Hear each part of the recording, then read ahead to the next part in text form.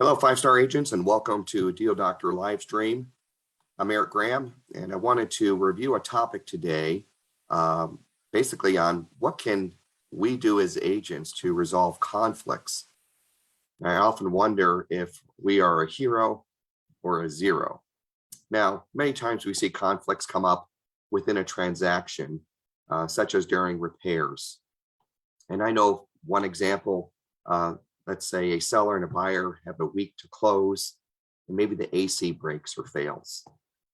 Upon notifying maybe the other side and updating a seller's disclosure, the buyer and seller are still unable to agree on the repairs or replacement of that AC unit, and the negotiation is off by $1,000, a difference, So we're on the edge of the deal blowing up, and both agents getting nothing after, very 3-4 weeks of work. And I often wonder, if you took out your checkbook and you paid $1,000 and that you knew that you would get $7,000 for doing that and making that investment, what would you do? Would you spend $1,000 to make $7,000? And I hope your answer is yes. Sometimes in real estate, a problem arises within a transaction, and it takes money to resolve the issue. You'd be surprised at how many times that an outcome can be changed just with a simple empathy and understanding of what the transaction and the parties are going through, and what maybe you, as the hero of the transaction, can do to help resolve this, or maybe even both agents. Another example is, let's say, just days before closing, the seller tells the agent, "I'm not going to close since I'm losing $1,500 on this home." This is a real life story that just happened. There's a client that has multiple tax liens, and all of a sudden tells the listing agent, "Hey, I'm not closing. I'm not losing any more money," meaning the seller has to bring $1,500 to closing. Well, the seller says, "I'm done. I'm not closing." And so what do you do as a listing agent? Well, you have 2 days before closing, and you just realize that your client just drops this bombshell in your lap. You've worked on the deal maybe for 7 weeks. You've worked with tax liens, trying to get those approved, maybe by the IRS, multiple issues. It's taken much longer. You've extended this purchase agreement. And now all of a sudden, your seller doesn't want to be cordial anymore. They've had it. That's all they're doing. And they're saying, "I'm not paying any more money." What do you do? Again, I often wonder, if you could spend $1,500, get out your checkbook right now, pay $1,500 and make $12,000. Would you do it? I would. Instantly, I'd be like, I wish I could have that every single day. All right, $1,000 to make 7, great, here you go. $1,500 to make 12 grand, great, here you go. I think it's a no-brainer. But sometimes I think that as an agent, we get stuck and we think there's nothing that we can do, or it's not my problem. I've earned every penny of my commission. And yes, you have, but you're also getting to a point where if the deal blows up, all your hard work and efforts are for nothing. You get nothing, $0, zero commission. You would have not passed go. But all of the above issues could have been prevented, I believe, if we had only communicated. And I think communication is a huge role that all of us agents need to work on. And we need to, I think, clearly define what it is that we're instructing our client to do. What can they do and what can't they do during a purchase agreement and during the transaction? Basically, what are the expectations that we need to tell our clients what to do or what not to do up until the day of closing? And it's really about communicating. It's providing a guideline for them to follow, to ensuring that they understand what they need to do prior to closing. Now, sometimes we have clients that just don't want to listen. I think all of us have had that frustration. Wow, why is my client so difficult? But even when you have a difficult client, you have a duty to ensure that you take care of them, even if they are wrong, which most of the time they are. but we still need to provide guidance. We need to keep the level heads. We need to keep the emotion out of it. So when this occurs and you have a client that doesn't listen, you as an agent, you need to stand firm. And we often say in the industry, you need to grow a backbone. And there are many times that we will have difficult discussions with our client, but they're necessary. And no one likes conflict, especially with your own client. No one likes telling them the truth of what needs to happen in order to ensure that this transaction comes to fruition. But it's your job to provide guidance to your client. And we also need to ensure that you are communicating with not only your client, but oftentimes the other side, the other agent. Communication is vital to ensure a smooth transaction.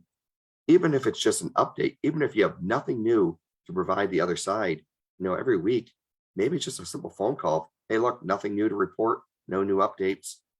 I'll talk to you next week. But it helps, one, build confidence between both agents that, hey, they are working on something. There's nothing more uneasy or stressful than working with another agent who doesn't give you any feedback. You send an email or your call, 24 hours go by, 48 hours, 72 hours. When that happens, I can guarantee you that you've just lost trust.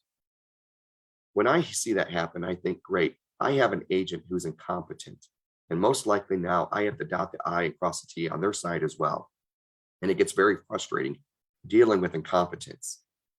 So I encourage you as an agent, whether you're new or a pro, have been in this for a long time, please communicate to the other side, even if it's a simple courtesy once a week of, hey, I have nothing new to report, or by the way, we have these things scheduled, or here's an invoice for the repairs that we've done. Communication is going to be crucial.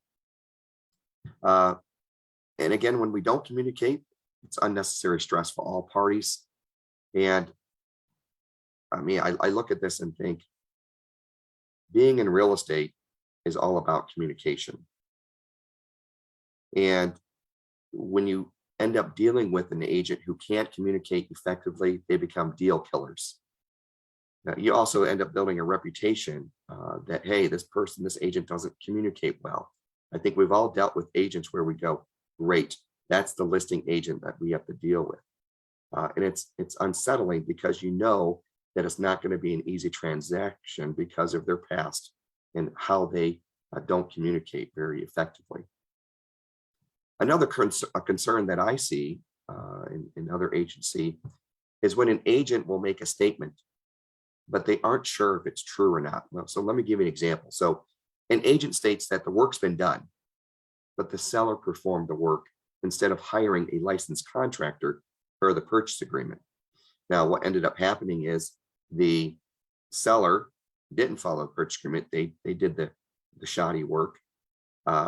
They tell the agent, oh yeah, the work's done. The agent fails to verify that the work was done. They fail to get invoices to ensure that it was done by a licensed contractor. And what they do is they just automatically believe the client, which we always have to double check our clients at sometimes as well, because they're a lot of times not truthful all the time. But then the agent turns around and makes a claim that the work's been completed, when in fact they have no proof. Another situation would be, let's say a seller performs some electrical work or even makes a statement that, oh yeah, all the electrical is brand new. Let's say you're a listing agent, all the electrical is brand new. Well, no, the only thing that's really new is the electrical panel, not all of the wiring from the electrical panel all to all the separate outlets. So we always need to be mindful of when we make a statement to the public or to another agent, verify the validity and truthfulness of that statement. Sometimes we just can't take a word of the seller. We really need to have some type of proof. Or we need to say, the seller has made this statement, or here's the email from the seller, or here's the text from the seller in their own words. Putting yourself in making a claim on behalf of the seller could put you in the crosshairs of a lawsuit and being pulled in, and you making a claim that wasn't true. So we always want to make sure that we avoid making statements that aren't true. If you can't prove what you're saying, then don't say it.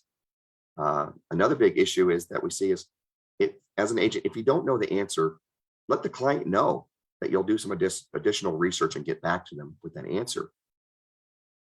So oftentimes we have agents where, what do we do when a house is left a mess just prior to closing? So an example here is the house is left a mess. The seller refuses to clean up and take care of the garbage that's left behind. Maybe they even left furniture behind. What do you do as an agent? I mean, what do you do as a buyer's agent? I know as a buyer's agent, I've contacted the listing agent and asked for assistance to see if they can help. But it doesn't mean that the seller is cordial. It doesn't mean that the agent can control the public. I mean, we're here to help with a transaction. Transaction is real estate. We're not here to force the public to perform or do certain tasks. That's outside of our realm of scope of real estate.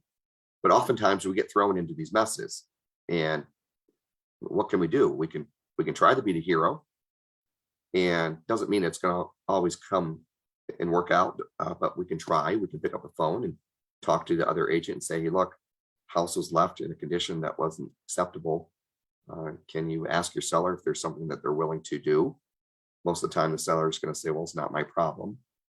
Then the buyer is going to have to hire a cleaning crew or a dumpster, keep their receipts, clean up the house, and then most likely sue the seller because they failed to perform. But it's also important for that listing agent to communicate the expectation that, hey, when you leave, you really need to have this house cleaned, broom swept. Well, I don't have time, the seller says. Well, I don't have time. Well, how about this? Maybe I, as a listing agent, would hire a cleaning crew. I've done this before. Buyer comes in.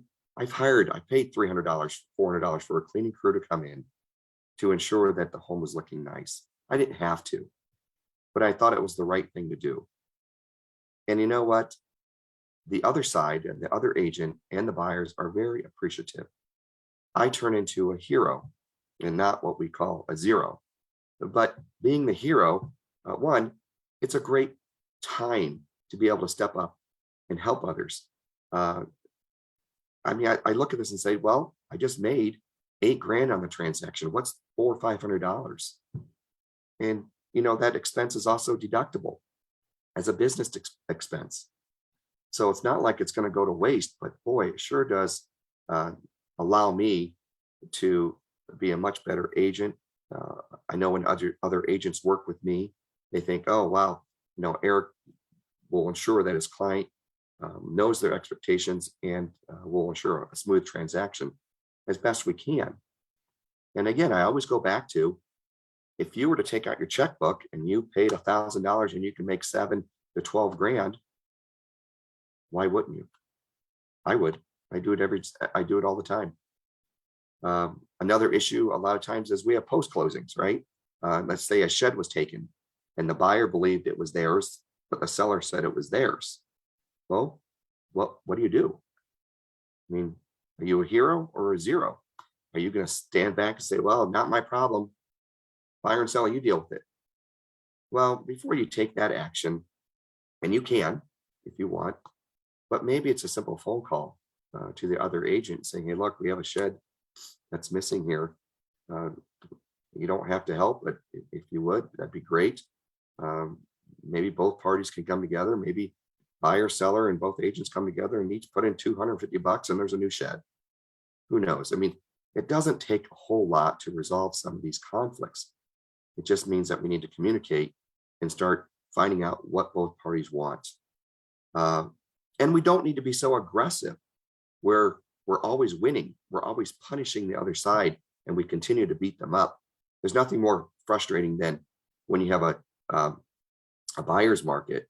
We have a seller's market now, but when we have a buyer's market and if the market turns, where the buyers keep pounding on that seller, keep pounding on them, and they're so aggressive that you keep beating them up.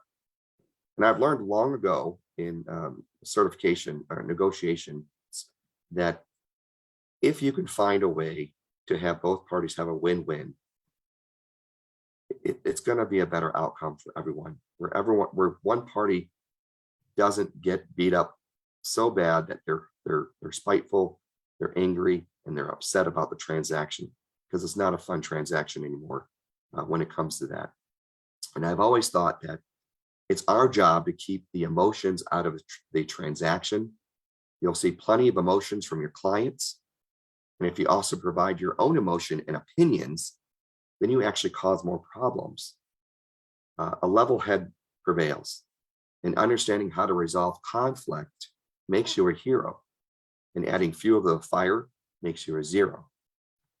So there are many moments in a deal, what I believe that a simple check can solve the problem for all parties.